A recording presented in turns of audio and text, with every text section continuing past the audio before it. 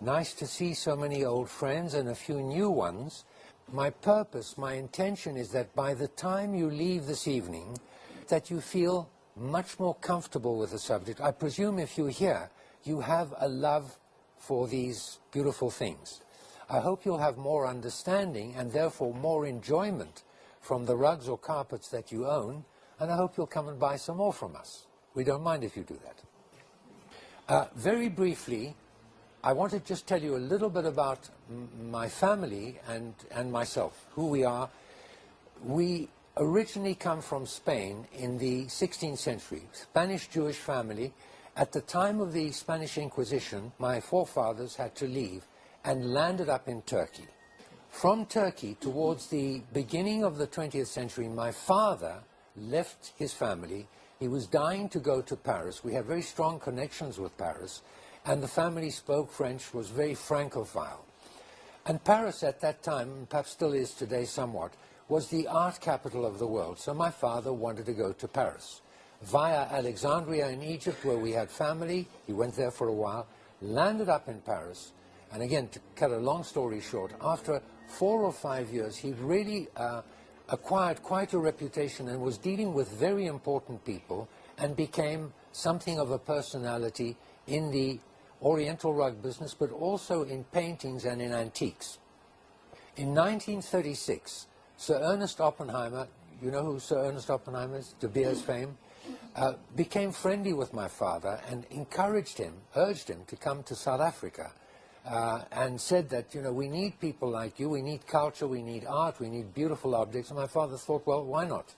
So he decided to come for what was called the Empire Exhibition. And he rather liked the country, felt there was a future.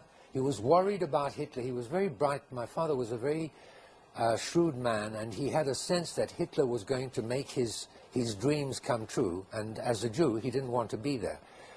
So came to South Africa with my mother, my older brother and sister, who were born and raised in Paris, and we settled in South Africa. I was born here in 1940. So I'm the only one who wasn't born in Paris. And that's where we started. As a result of this, our family is the oldest and longest established name in the Persian and Oriental carpet business.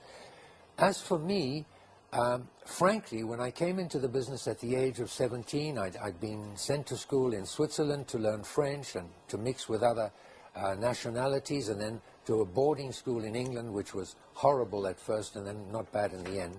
And I arrived here at the age of 17. My older brother, much older than me, 13 years older than me, was running the business, and he wanted me to come into the business. To be honest, I wasn't that interested. My interests were girls and fast cars.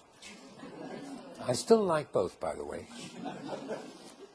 But anyway, I came into the business and gradually realized this was a very wonderful business. I actually remember the first time I fell in love with Persian carpets. I was in Lausanne in Switzerland, and one day I happened to be in Geneva, I'm not quite sure why, and there was a shop of a very well-known family who were the leading dealers in Oriental rugs there, and who were very close friends of the family. And I saw a Persian carpet. I remember it very, very clearly. It was a Kerman. Kerman is the name of one of the important cities in Persia. And I saw this carpet and I thought, that is magnificent. Didn't realize that that was the business I would go into, but that's the first time I really fell in love with Persian carpet. Came into the business, did an apprenticeship under my brother, eventually ran our interest here in South Africa. My brother went abroad.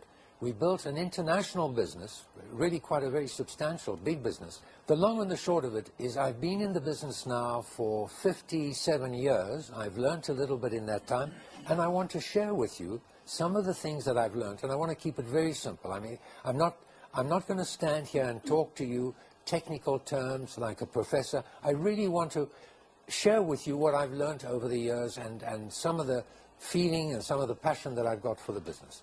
How does that sound?